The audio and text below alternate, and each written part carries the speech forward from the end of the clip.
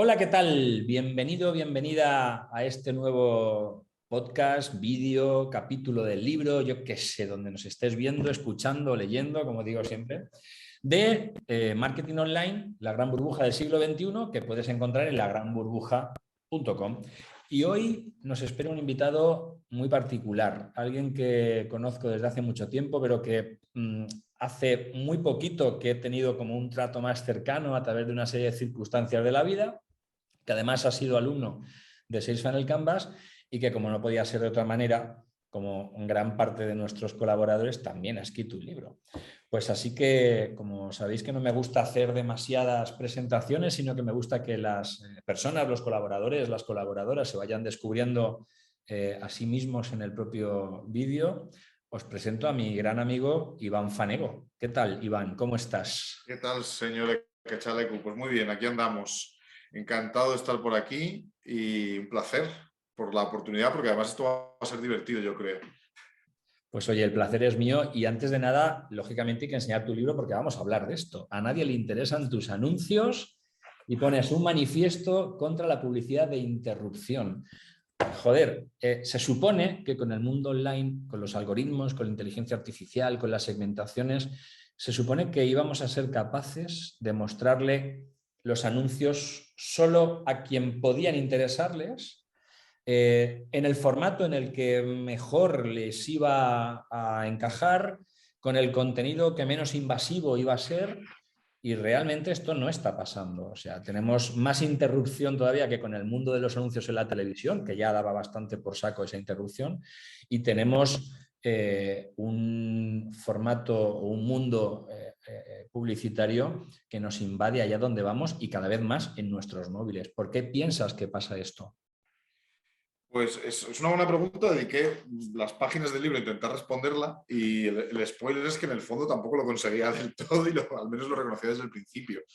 Es verdad que en los primeros años de la digitalización un poco más masiva, ya en los primeros 2000 ya se auguraba el final de la publicidad y eso nunca pasó. O sea, hablamos ya desde el famosísimo ya trillado y pasado y enterrado Manifiesto Blue Train, que es del 98, o del libro Permission Marketing de Seth Godin, que es del 2000, del 99, por ahí, auguraban este fin de la publicidad por motivos muy sencillos, ni siquiera hablando ya de inteligencia artificial ni este rollo, que por aquel entonces todavía no estaba tan en boga como hoy, pero se referían a cosas más sencillas como, oye, pues tú vas a ser capaz de evitar la publicidad, tú vas a ser capaz de elegir, nadie se lo va a creer porque va a encontrar la información, entonces va a perder efectividad, va a llegar al final de la publicidad o la publicidad se va a convertir, como decías hace un segundo, en información, en algo relevante, algo que de verdad quieras consumir.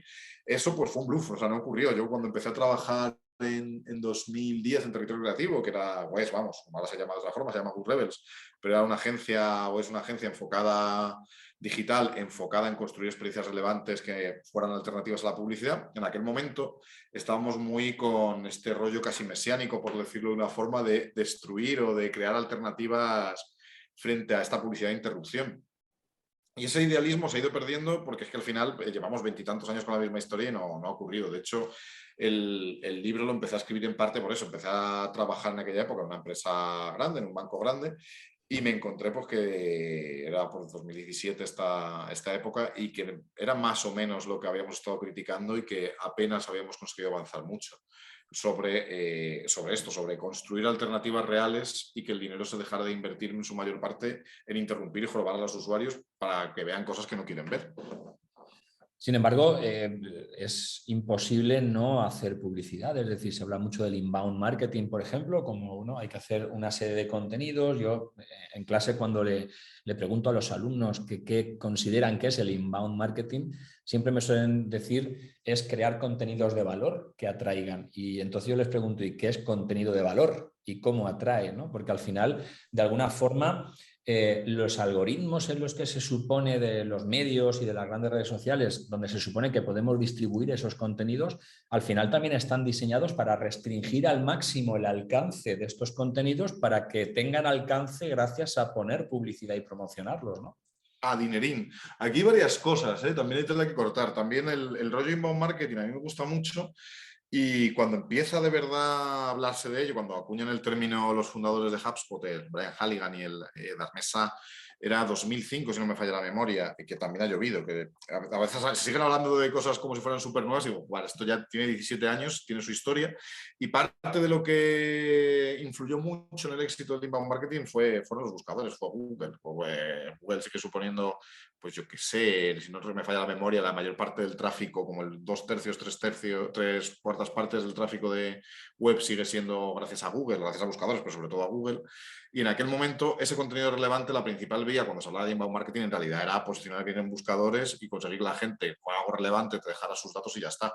Que básicamente si releemos Permission Marketing, de nuevo de Seth Godin y también del año 2000, más o menos contaba eso sin hablar de software porque todavía no existía esa categoría, ¿no? O sea, estaba augurando lo que iba a llegar sin saberlo, quizá los otros lo leyeron y lo implementaron. Cuando hablamos de contenido relevante, en esa parte de inbound marketing es muy dependiente o era muy dependiente de sus inicios de los buscadores.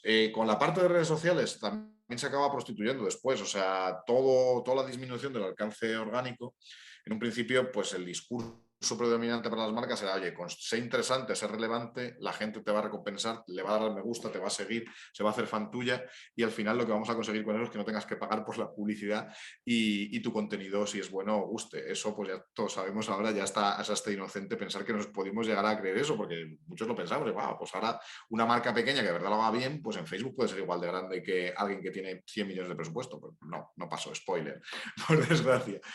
Y eso en esa parte tienes razón, o sea, pero aún así sí que hasta cierto punto hemos conseguido, y yo soy un poco más optimista estos 2 o 3 últimos años, que existan vías de generarte tu audiencia propia, que ya existían, se habían pervertido un poco últimamente, pero sí que hay algo, sí que hay gente o individuos, hay pequeñas marcas o hay marcas grandes que consiguen crear un contenido de valor y a veces apoyándose también en medios pagados consiguen crearse una audiencia. O sea, yo creo que al final son dos fenómenos que ocurren en paralelo. Por un lado, lo gratis es muy jorobado, pero crear algo relevante y algo que resulte interesante si se combina con medios pagados y es un poco de las pocas soluciones que yo atisbé al final del libro es que la integración de las distintas estrategias es casi la única vía que tenemos para sustituir a la publicidad de interrupción. O sea, toda la publicidad masiva de pues, los 80, 90, 70, lo que digamos, funciona muy bien a su manera y quizá el único reemplazo que tenemos a eso es decir, oye, hay que hacer cosas relevantes, además tenemos que invertir en mejorar el alcance y la difusión de estas cosas y además tenemos que forjar alianzas con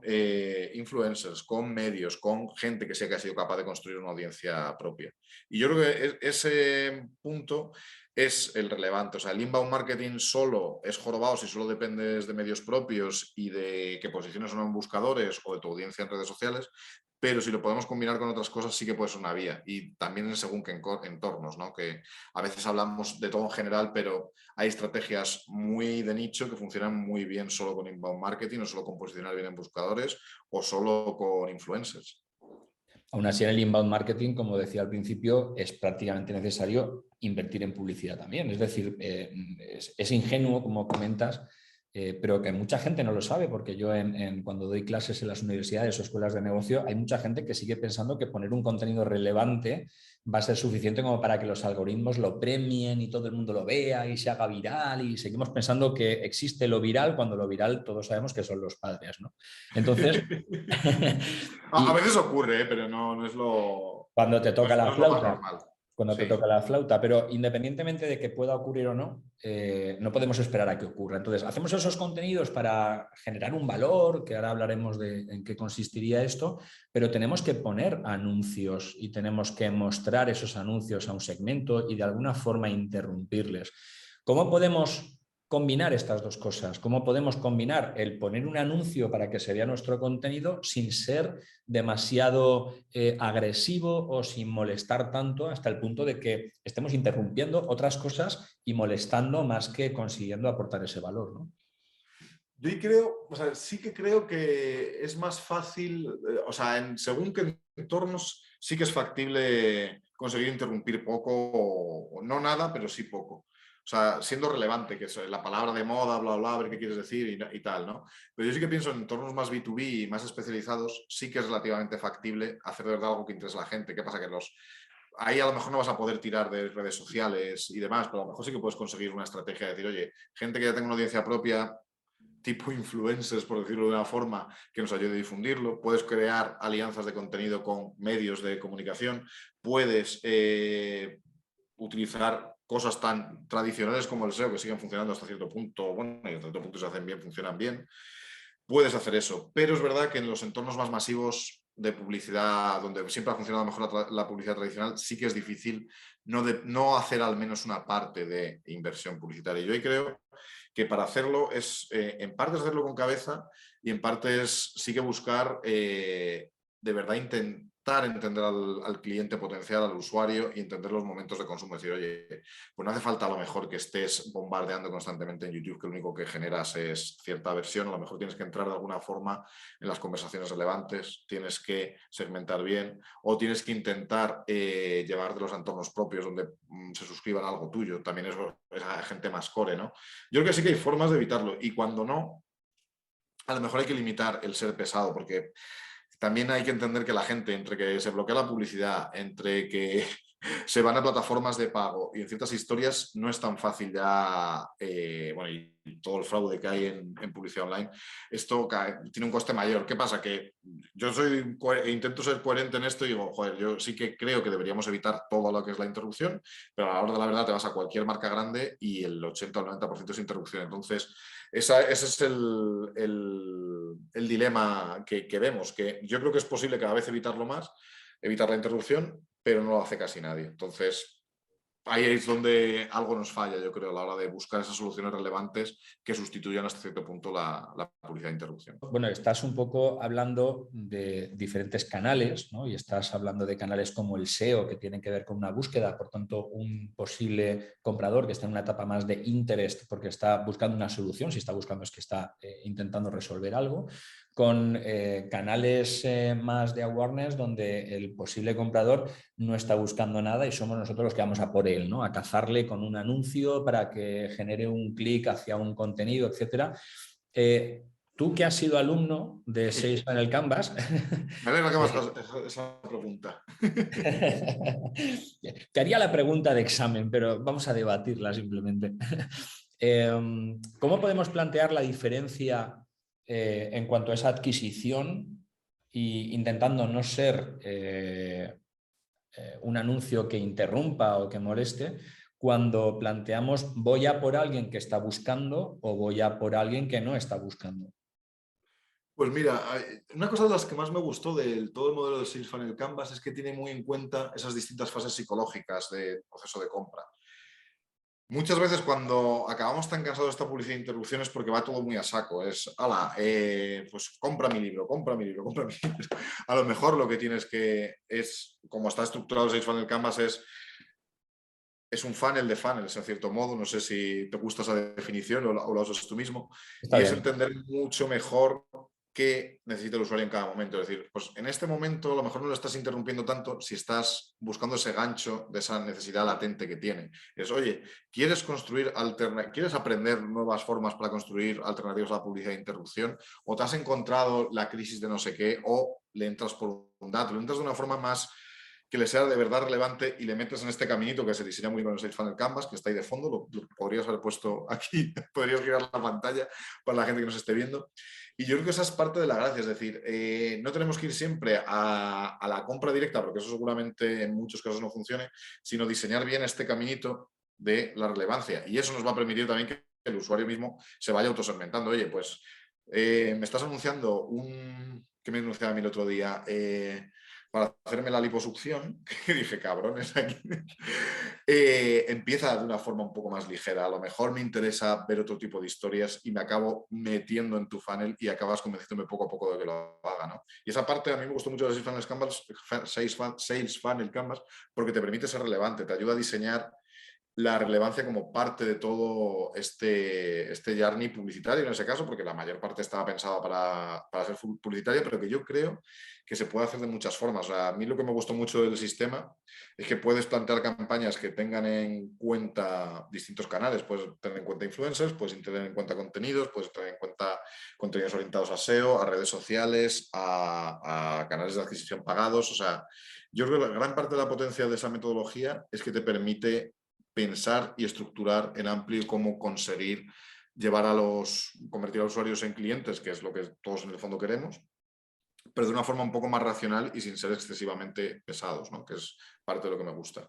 Claro, porque yo, por ejemplo, si yo vendiese botas de montaña con características muy técnicas como waterproof y Gore-Tex, por ejemplo, es un ejemplo que suelo poner en clase. Si tú, por ejemplo, eres una persona que te gusta la montaña y en un momento dado tienes la necesidad de cambiar tus botas o de tener unas botas mejores porque vas a hacer una ruta compleja y necesitas más protección en tus pies y estás haciendo una búsqueda en un canal de búsqueda que puede ser perfectamente Google, algún shopping de Instagram, incluso un Pinterest, o incluso leyendo alguna review de artículos en medios que están haciendo comparativas de ese tipo de productos, sí que es una buena ocasión para que yo te muestre publicidad justamente de ese producto, justamente en Eso ese es. momento. Eso no te interrumpiría. Ahora, si tú estás interesado en el mundo de la montaña, yo lo sé porque te tengo etiquetado así con algún tipo de segmento en Facebook. Y mientras tú estás navegando en Facebook y hablando con tus amigos y a lo mejor viendo cosas de música o de trabajo, de cualquier otra historia, o por LinkedIn, te estoy impactando con mi anuncio de botas de montaña, aunque a ti te guste la montaña, en este momento ese anuncio te estaría interrumpiendo, ¿no? Esto es un Eso poco es, lo eso que... es, eso es. Pero ¿Vale? a lo mejor lo que, como ejemplos que veíamos en el curso, podrías entrar de otra forma, decir, oye, las mejores rutas de montaña de no sé qué, o el tipo de calzado que necesitas para ciertas rutas de montaña. A mí, hablando de calzado, yo soy un poco fan del movimiento del calzado minimalista, que, que no sé ahora si te suena, pero ese calzado es bueno para este tipo de modelo tipo Six Funnel Canvas porque tiene unas fases muy diferenciadas. Es calzado minimalista, al final tú tienes una fase de despertar que no observarías en otros productos en el que tienes que entender que, o no entender, depende cómo sea cada uno, que el calzado tradicional a lo mejor te está molestando y tú a la gente no le vas a vender directamente el calzado minimalista, que básicamente es un calzado con poca suela y ancho, más respetuoso con el pie. A lo mejor lo que tienes que hacer en las primeras fases es evangelizar sobre lo que es el calzado minimalista o sobre los problemas de pies. Y si creas un tipo de publicidad, un tipo de contenido que vaya más por esa vía, va a funcionar mejor que si vas directamente a saco a vender un calzado minimalista a alguien que ni siquiera sabe lo que es, ¿no? Entonces yo creo que para mí la principal ventaja de Sales Funnel Canvas es eso, que tiene en cuenta los distintos estados psicológicos del consumidor o del cliente, como lo queramos llamar. Para alguien que no sepa qué es el calzado minimalista en el tema del running o la montaña, sería justamente todo lo contrario, llevar grandes botas, sino sentir más la montaña, sentir más el suelo e incluso algunos que van hasta descalzos y con unas simples sandalias, ¿no? Sí, sí, exacto. Bien, bien punto. Exacto. O sea, las tres características son que sea la suela ancha, que sea la suela muy fina y muy flexible.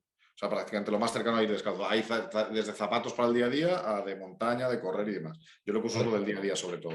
Con lo cual, si tú eres una persona que te gusta la montaña, pero yo no te tengo de alguna manera controlado, que eres minimalista y te estoy venga a enseñar anuncios de botas de montaña, cuando es todo lo contrario a tu concepto minimalista, no solo te estoy interrumpiendo, sino que te estoy tocando mucho las narices, ¿no? A lo mejor me pongo a hacerte clic para gastarte el dinero y liarla. Exacto, exacto. Total, es un buen ejemplo así, así contado. Entonces, si esto es así, que es tan sencillo de entender, porque cuando lo cuento en clase o cuando estamos con Sales el Canvas o simplemente cuando piensas un poco en la estrategia, enseguida somos capaces de comprenderlo, ¿por qué esa manía de las marcas, de los anunciantes, de decir, ya, pero es que aunque no sea un canal de búsqueda, si yo sé que a esa persona le gusta la montaña, ¿cómo voy a gastar dinero de mis clics o de mis CPMs enseñándole cosas que no estoy enseñando el producto? ¿Por qué nos empeñamos en seguir enseñando el producto? El no enseñar el producto sería menos invasivo entonces, ¿no? Sí, o sea, yo creo que aquí, después de mucho reflexionar y haber estado en distintos departamentos, tanto en cliente como en agencia y tal, no hay una respuesta, nunca he encontrado una respuesta del todo clara, pero sí varias aproximaciones. Una yo creo que es la inercia y que es muy difícil cambiar cosas que se han hecho así toda la vida y los presupuestos son enormes y al final pues algo cae. La famosísima frase ya mega trillada de Wanamaker de la mitad del presupuesto que tiras y bla, bla, bla. Es curioso, pero es que sigue siendo cierta 100 y pico años después. Y yo diría que probablemente sea más de la mitad, pero no es tan fácil de saber. O sea, cuando llegaba todo lo online, todo lo digital, la promesa de que íbamos a poder medir todo estaba ahí, pero al final no se ha cumplido del todo y es normal, porque cuando pensamos en procesos de compra complejos, yo hace poco nos metimos en una hipoteca y dices, a ver, ¿cómo has elegido el banco? ¿Has visto campañas de publicidad en la tele desde hace los últimos 15 años? también cuando has estado buscando en buscadores, te has encontrado no sé cuántos en SEM, comparadores en no sé cuántos sitios, has hablado con un montón de gente. A lo mejor la atribución, el modelo de atribución, por perfecto que sea y avanzado que sea, que encima son bastante malos la mayoría y se dedican a atribuir por el último clic, pero incluso aunque sean sofisticados, es imposible registrar todas las interacciones que tienes con una marca a lo largo de tantos años. A mí otro ejemplo que me gusta es el de gente que se tira, nunca ha tenido, yo por ejemplo no tengo ni carnet de conducir y he visto cuando veía más la tele, porque ya no la tengo ni sintonizada, cuánto dinero se han gastado las marcas de coches para que yo vea sus anuncios, porque no pueden segmentar mejor, ¿no? Y en el ejemplo de la hipoteca, dices, al final eliges por 50 factores distintos si has tenido muchos puntos de contacto y muchos puntos de toque. Al final, a lo mejor lo que te hace decidirlo es el que te lo ponga más fácil, con el que hablas, con el que demás. O sea, pero no pueden atribuir, aunque mi última interacción con el banco fuera el click and send, no se le puede atribuir todo a eso, pero tampoco se le puede atribuir todo, nada, a que yo me leyera en un blog una comparativa de las mejores hipotecas y demás. Y el tema es que esto es tan difícil de atribuir que al habernos creído al principio nuestra propia mentira de que se iba a poder medir todo, hizo que hubiera cierto overpromise, ¿no? Cierta sobrepromesa de creernos lo que se podía hacer y en realidad no se puede saber tanto. Y al final eso también ha llevado a cierta, no sé cómo decirlo, pero cierto descreimiento o cierta pérdida de fe. Y al final se ha seguido haciendo lo de siempre, porque al final las marcas grandes tienen un gran presupuesto, lo lanzan donde ya saben que más o menos algo cae y los resultados llegan de una forma u otra, ¿no? Y hasta cierto punto se puede medir, pero no es ni tan sofisticado ni tan bueno como hemos querido creernos nosotros mismos. Entonces yo creo que la inercia es el primero, la falta de conocimiento de medición es el segundo y el tercero es que a ver quién es el listo que se atreve a hacer cosas nuevas cuando se juega el puesto de trabajo. Al final, también cuando hablamos de este tipo de cosas de empresas y de marcas, parece que estamos hablando de individuos, pero en realidad son departamentos a lo mejor de 50 personas donde hay X personas que toman una decisión y se juegan su puesto de trabajo. No están pensando solo en el bien de la marca. No es lo mismo que si tú eres un empresario individual y dices, ostras, pues he visto que cuando hago Facebook Ads me va muy bien o me va muy mal.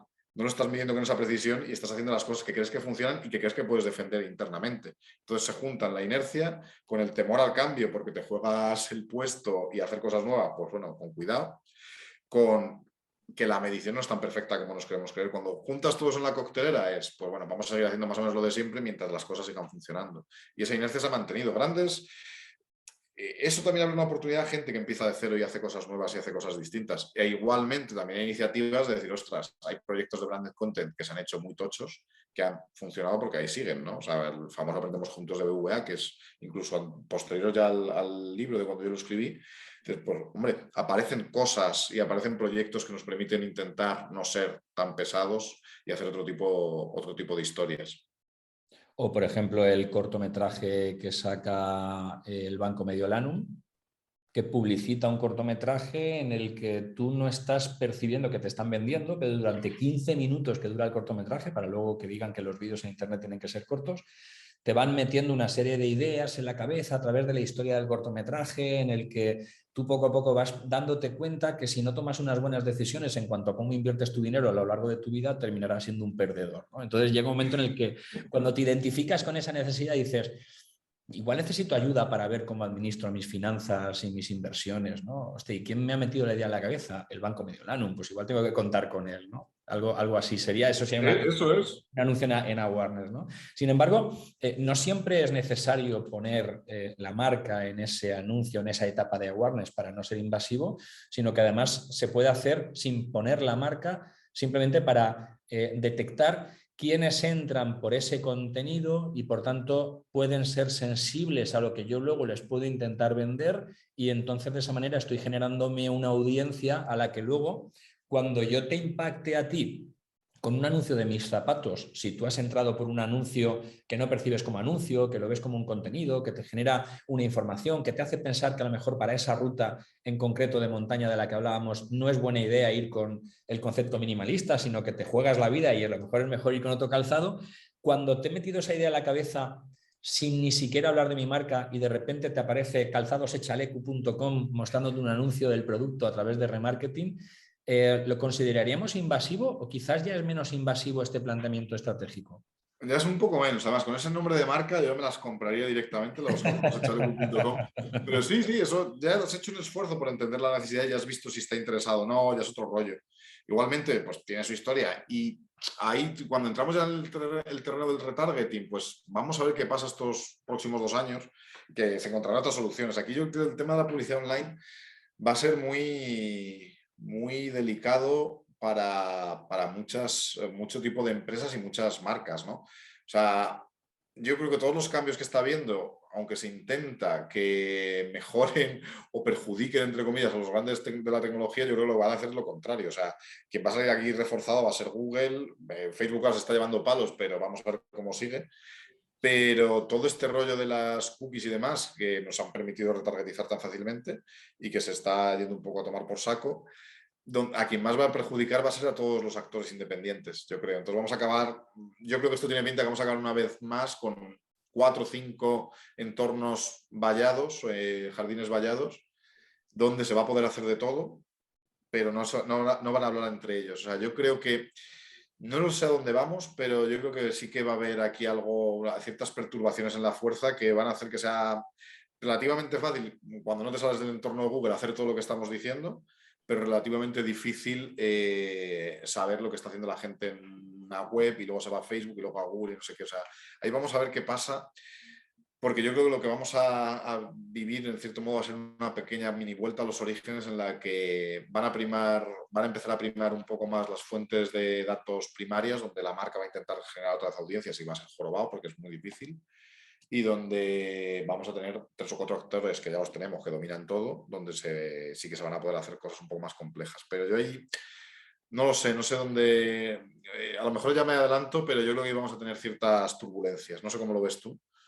Sí, a ver, y además yo creo que en este caso, bueno, hay un capítulo entero en el que hablamos en el libro y en los podcasts sobre el identificador único y todo este tema de las cookies y del conocimiento de los usuarios, en el que, como bien dices, esos departamentos estancos, pues además a lo mejor un Facebook puede llegar a saber mucho sobre mí, pero de lo que yo hago cuando estoy en Facebook, que serán contenidos o informaciones diferentes a las que puede saber Amazon de mí cuando lo que conoces, lo que puede conocer de mí cuando yo estoy en Amazon comprando, ¿no? Y no están relacionadas o cada vez va a ser más difícil relacionarlas por todo este tema de las nuevas fórmulas que va a haber con el tema de las cookies. Pero hay otras maneras también de poder hacer esto para no ser invasivo, que es al final lo que tendríamos que pretender, porque es importante saber que cuanto más invasivos somos, más desperdiciamos el dinero, como decía Wanamaker, porque al final hacemos, como tú bien dices en tu libro, convertimos esa publicidad en invisible. Es decir, tú al final como usuario terminas no viendo esa publicidad que tanto te molesta, en el mejor de los casos. En el peor de los casos, a lo mejor hasta la denuncias y termina haciéndote sentir mal, con lo cual provocando una aversión hacia la marca, ¿no? Pero, por ejemplo, cuando estás en esa campaña de awareness en la que aunque no puedas meter una cookie, si yo te he llevado con ese anuncio en esa red social para hacerte ver que, bueno, que para ciertas rutas es importante plantearse otro tipo de calzado, entonces tú lees un contenido, estás en un blog y yo te digo que si te suscribes a este blog pues vas a tener más contenido hablando de esto y de minimalismo y de no sé qué, el hecho de que tú termines suscrito hace que yo tenga mi propio entorno de conocimiento de data de lo que tú haces y por tanto en mi sitio sí que pueda mostrarte publicidad con mis propios productos o incluso hacerte algún tipo de acción a través de newsletter y de email marketing, lo cual haría nuevamente que no sea tan invasivo, ¿no? Porque de alguna manera sí que me De estoy permiso. haciendo a tus gustos. Hay un poco de permiso, exactamente. ¿No? ¿Cómo lo ves? Eso tiene sentido, pero yo estoy de acuerdo con esa visión. El problema que nos encontramos de base casi siempre al final, yo creo, es la competencia por la atención, que cada vez va a estar más jorobada, porque la atención es limitada. O sea, llega un momento que, aunque queramos hacer más cosas, ver más series y leer más, no nos entra porque no hay tiempo físico.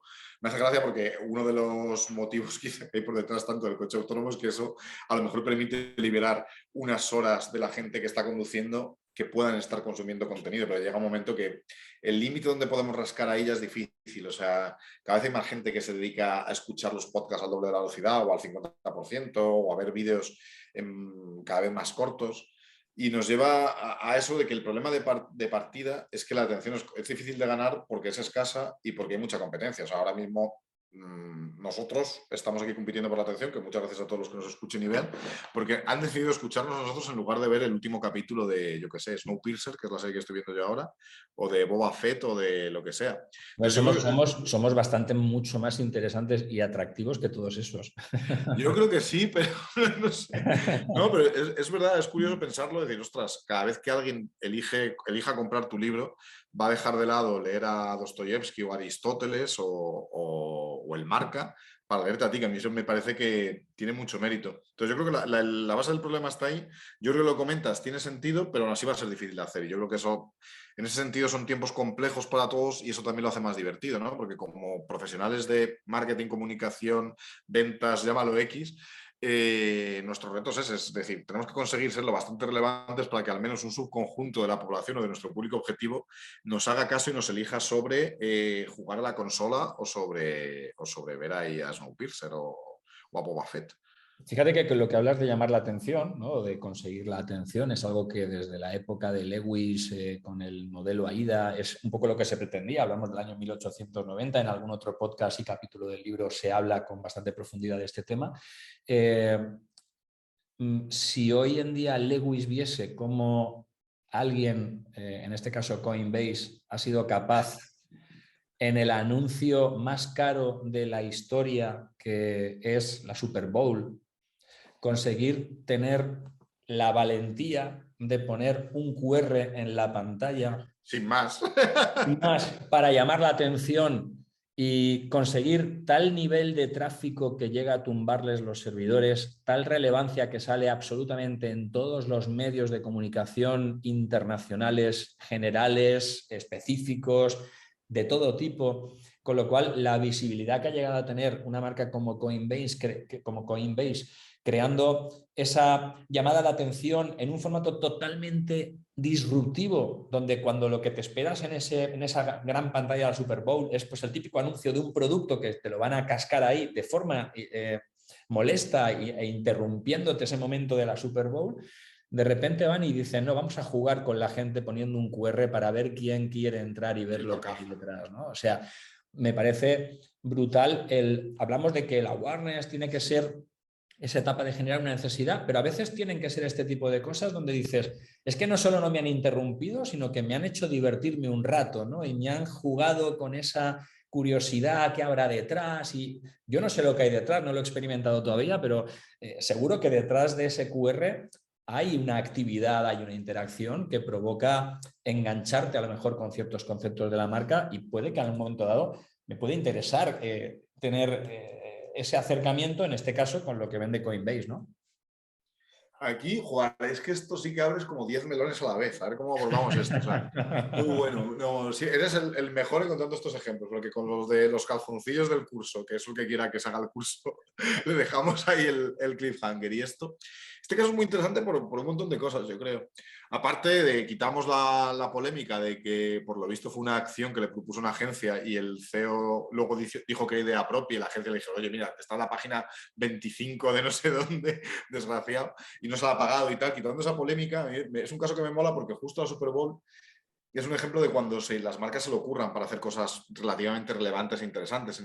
Hay un libro que se llama The End of Advertising de Andrew Essex, que fue CEO de una gorda de Publi, que él pronosticaba el fin de la publicidad. También se equivocó, como todos los que lo hemos hecho hasta ahora.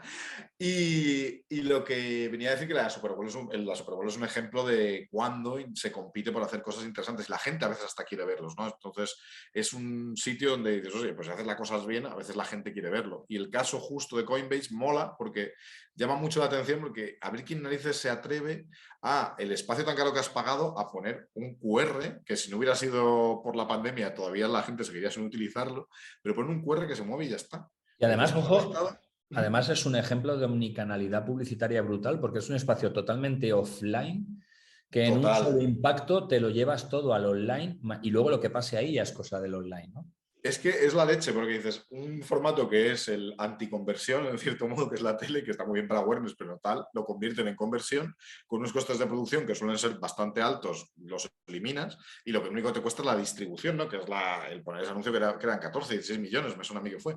No lo sé, una burrada. Fue algo así. Y luego además haces algo lo bastante llamativo como para que la gente quiera hablar de ello, que es otro de los elementos de decir, oye, a mí me gusta mucho hablar de la integración de los medios propios pagados y ganados, que es el modelo que, yo qué sé, tiene ya como 13 o 14 años, pero a mí me parece que es una forma muy interesante de distinguir y de separar los canales y las iniciativas. Y aquí está guay porque consiguen integrar una distribución pagada, que es el espacio publicitario más caro del universo, algo que es propio, que es un minijuego en cierto modo, que es cazar el QR, que te lleva directamente a la conversión, y los medios ganados, porque, joder, haces algo lo bastante atrevido como para que la gente hable de ti. Entonces es un ejemplo de, si de verdad tienes que hacer las cosas, tienes que distinguirte de alguna forma. Esto es un ejemplo extremo que no todo el mundo puede hacer, pero que más veces de las que pensamos yo creo que se pueden hacer cosas originales o distintas. Una vez que lo has visto ya te parece muy obvio, pero ¿por qué narices no lo podía haber hecho Amazon el año pasado? Que ya el QR estaba de moda, porque hace 5 años los QRs los usábamos 5 frikis, yo creo.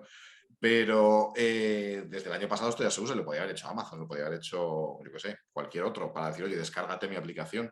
Pero han hecho esto. Ahí está la creatividad, no se les ocurrió. Y es algo tan sencillo que se nos podía haber ocurrido a cualquiera. Es que me parece brillante, ¿no? Y no solo ocurrir, sino atreverse, ¿eh? Porque yo creo que la clave aquí, que hay muchísimas ideas que mueren antes de tiempo y otras que por suerte han muerto antes de llegar a ejecutarse. Pero yo creo que tú vas con esta idea en muchísimas empresas y la tiran, la matan. Y es normal, ¿eh? Porque nadie quiere hacerlo. O sea, hay una parte de atrevimiento que siempre nos olvidamos. Es decir, las decisiones se toman dentro de una empresa grande, con X presupuesto, con 25 o 100 personas tomando la decisión. O 2 o 3 a lo mejor proponiendo, pero 25 tomando la decisión. Muchas ideas de estas hay que atreverse mucho para apoyarlas y para lanzarlas. Y tienes que crear un entorno que lo permita. O sea, esto también podría haber sido un fracaso y a lo mejor estaríamos riéndonos de cómo nadie se descargó la aplicación y se gastaron 15 millones o 14, lo que haya sido, para poner un QR en la tele y nadie supo escanearlo. Yo qué sé, o sea, podría haber pasado cualquier otra cosa. O estaba mal hecho el enlace, imagínate. Totalmente. Bueno, dices que la Super Bowl es el espacio publicitario más caro del universo hasta que Elon Musk nos meta publicidad cuando llegue a Marte. Entonces, las cosas cambiarán.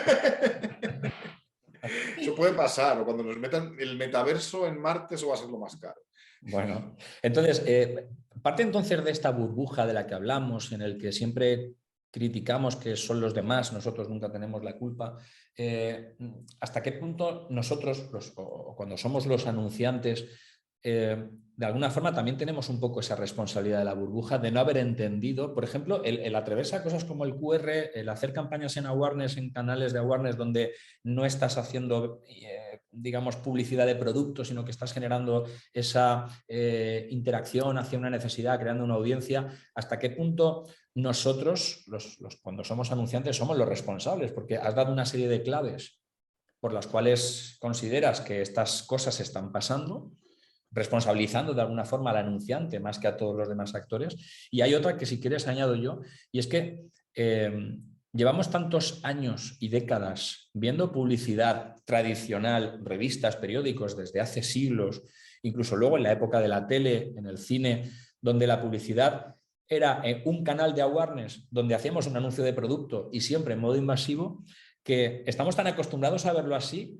que no nos chirría el utilizar un Facebook con el mismo modelo publicitario que lo hacíamos en la tele hace 40 años, ¿no? Entonces, ¿cómo romper esta costumbre y qué futuro le espera a los formatos tradicionales de awareness, como pueda ser la tele en un término general, una valla publicitaria o, como hemos visto, el anuncio de la Super Bowl? Joder, es que haces unas preguntas muy complicadas, échale. Parte de la gracia. No, total. O sea, aquí hay varias cosas, o sea, hay muchas como siempre. O sea, la pregunta en el fondo es cómo construimos alternativas o cómo Sí, dirías, cómo lo simplificarías. sí, efectivamente. ¿Qué espacio le queda a esos formatos tradicionales cuando, Vale. si los más actuales, donde sí que podemos hacer una publicidad menos invasiva, no somos capaces de utilizarlos? ¿Qué futuro le espera a la publicidad en la tele, por ejemplo, o en un periódico físico, en una valla publicitaria? ¿Vamos a poder cambiar y hacer cosas como la Super Bowl o No vamos a seguir creo. poniendo anuncios de productos en una valla? No, yo creo que no, o sea, que poco a poco, o sea, serán algunas cosas distintas, pero no tanto, porque al final cuando no lo hemos hecho en los últimos no sé cuántos años, por algo ha sido, ¿no? O por pereza o por inercia y demás. Yo creo que en ese sentido la historia de los medios es la que está determinando lo que ocurre con la publicidad y no al revés. O sea, cómo se capta la atención de las personas es en realidad lo que moldeó toda la industria publicitaria en el siglo XX. O sea, hay un libro muy bueno que es Mercader, creo que se tradujo como Mercaderes de Atención en español de Tim Wu, o Comerciantes de Atención, una de dos, y lo que venía a hablar, hablaba de publicidad, pero hablaba sobre todo de la historia de los medios de comunicación y cómo lo que ocurrió a lo largo del siglo XX es que empezaron a empezó a comercializarse de forma masiva nuestra atención. Y eso es lo que ha cambiado, ¿no? Facebook lo que ha hecho, ya sea con Instagram, con Messenger o con el propio Facebook, es encontrar un montón de espacios que eran privados y convertirlos en inventario publicitario. Google lo que hizo fue lo que estábamos buscando, conseguir convertirlo en espacio publicitario. Lo que había conseguido la televisión en su momento era meterse en las casas donde nunca había entrado publicidad antes porque no había una forma de entrar. Entonces, yo creo que lo que vienes a decir es, ¿qué va a pasar con estos medios tradicionales? Lo que va a pasar es muy difícil de saber, pero sí que creo que los medios más tradicionales han demostrado ya ser mucho más resilientes y aguantar más de lo que esperábamos, porque yo hablaba del final de la televisión hace 10 o 12 años, o que ahí está. También creo que el cambio generacional sí que va a ser de verdad un problema para los medios masivos. Quedarán entornos, quedarán situaciones en las que los medios masivos tradicionales, me refiero, la televisión, que es el ejemplo claro, yo creo que le queda tela por cortar, le queda vida y demás, pero sí que las nuevas generaciones se están distanciando de esos, pero para ir a modelos que no son tan distintos. Están yendo a un Twitch donde al final la audiencia se concentra en 4 gatos y mucho en directo. Entonces, no creo que la publicidad o la forma de comunicar en la televisión vaya a cambiar mucho. En tal caso, es probable que se acabe degradando todavía más. Porque si bajan los rendimientos, seguramente nos volvamos a gritar más. ¿Qué pasa cuando la publicidad online funciona regular? No intentas ser más relevante, intentas machacar más y poner los botones más grandes y los colores más llamativos. Entonces, de ocurrir algo, lo que va a ocurrir es lo contrario, se va a hacer peor y más incómodo. Y eso quizá haga que huya más gente. Entonces, es muy difícil de decir porque dices, si vamos 10 o 12 años diciendo que la tele se acaba, pues viene el lobo, pues a lo mejor en algún momento de verdad la audiencia desaparece un poco de ahí. Yo creo que puede quedar para los grandes eventos deportivos, para ciertas cosas masivas de toda la sociedad, pero gran parte de la audiencia ya se ha ido de ahí, sobre todo la gente más joven. O sea, en mi rango, en nuestro rango de edad, que somos ahí, soy un pelín más joven, pero no mucho más que el señor Echalecu, todavía muchísima gente sigue viendo la televisión. Luego hay gente como yo, porque no la tiene ni sintonizada y que lo usa como un sitio para ver Netflix, pero las nuevas generaciones ya están entrando directamente a consumir otras cosas. No es relevante para ellos. Incluso empiezan a pasar del fútbol, que era algo impensable cuando yo era un niño. Entonces, yo creo que hemos sobreestimado el cambio que iba a haber hace 20 años, pero creo que quizá ahora el cambio gordo sí que venga en los próximos 20 años, más de lo que esperábamos. Para que luego seguramente que hagamos algo igual, que sea estar conectados por streaming viendo en directo a 5 presentadores. Y que ahí nos casquen anuncios invasivos que nadie esperaba. Hay una cosa que viví con mi hijo, que a veces lo cuento en clase, que es muy curiosa, ¿no? Y es que, lo digo para entender cómo las nuevas generaciones piensan en todo esto, ¿no? Bueno, estábamos viendo una tele digital, Netflix en este caso, que lógicamente es como la carta, todo y tal, y un día pues no teníamos internet y entonces puso la tele como él la llama, la tele normal, ¿no? La que él La llamamos igual, ¿no? la tele normal, la tele antigua, esa que veías tu papá, sabes que él nunca va a ver. Abuelo. Abuelo. Y de repente está viendo un programa de niños, porque en ese momento tenía a lo mejor 8 o 9 años, y entonces en una de las interrupciones publicitarias ponen anuncios y uno de los anuncios es de pañales. Y cuando acaba el anuncio lo mira atentamente y me dice, papi, ¿te puedo preguntar una cosa? ¿Tú que te dedicas a la publicidad? Digo, claro, hijo. Dice, ¿por qué en este canal, en esta tele, nos han puesto un anuncio de pañales si en esta casa no hay bebés? Y digo, ¡Qué grande! muy bien, hijo, empiezas a entender léete el libro de Iván Fanego. No, claro, pero es así de sencillo. O sea, que sigue pasando en online, a mí me anuncian muchos implantes capilares y digo, mira qué pelazo tengo todavía. Pero claro, ellos yo creo que llegan a la segmentación y dicen, por edad, este tío se aproxima a los 40, venga, enchúfale anuncios de que está gordo y se está quedando calvo, que algo caerá. Sí, no, Entonces, qué bueno tu hijo. el futuro un poco de la publicidad tiene pinta que dependa más de la forma de entender cómo no ser una interrupción desde el punto de vista del anunciante, no tanto de la plataforma o del canal. Es decir, yo creo que la televisión no es la culpable, Facebook en este caso no es el culpable de alguna manera somos todos de cómo entendemos esto o de cómo realmente nos están diciendo que pasan las cosas, ¿no? Porque bueno, tampoco le vamos a quitar toda la culpa a una red social cuando te dice es que yo sé quién quiere comprar botas de montaña. Bueno, tú puedes saber quién le gusta la montaña. No sé hasta qué punto puedes saber quién en este momento está queriendo comprar botas de montaña, ¿no? Entonces, es Muy ahí un bueno eso, poco, sí. si nos lo creemos y actuamos entonces pensando que todos los que nos diga esa red social van a querer comprar botas de montaña y le mostramos anuncios de botas de montaña, igual lo que estamos haciendo es interrumpir y fastidiar y provocar justo el efecto contrario, ¿no?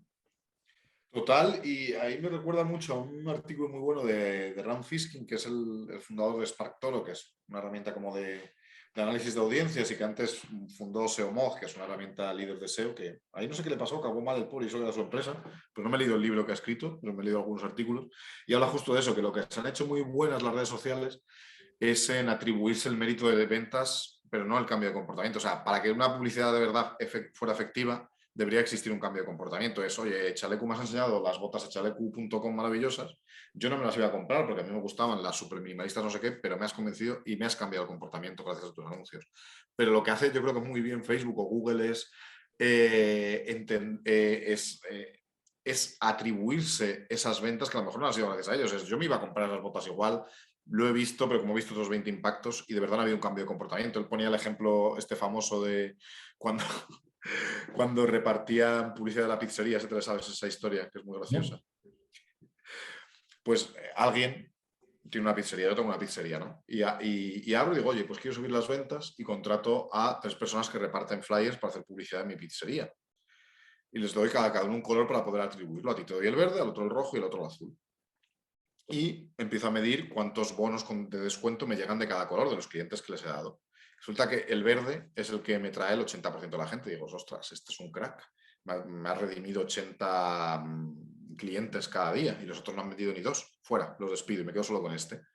Y a final de año digo, ostras, he tenido que hacer 10 veces más caja porque este tipo me ha colocado, esta tipa me ha colocado no sé cuántos descuentos en verdecito.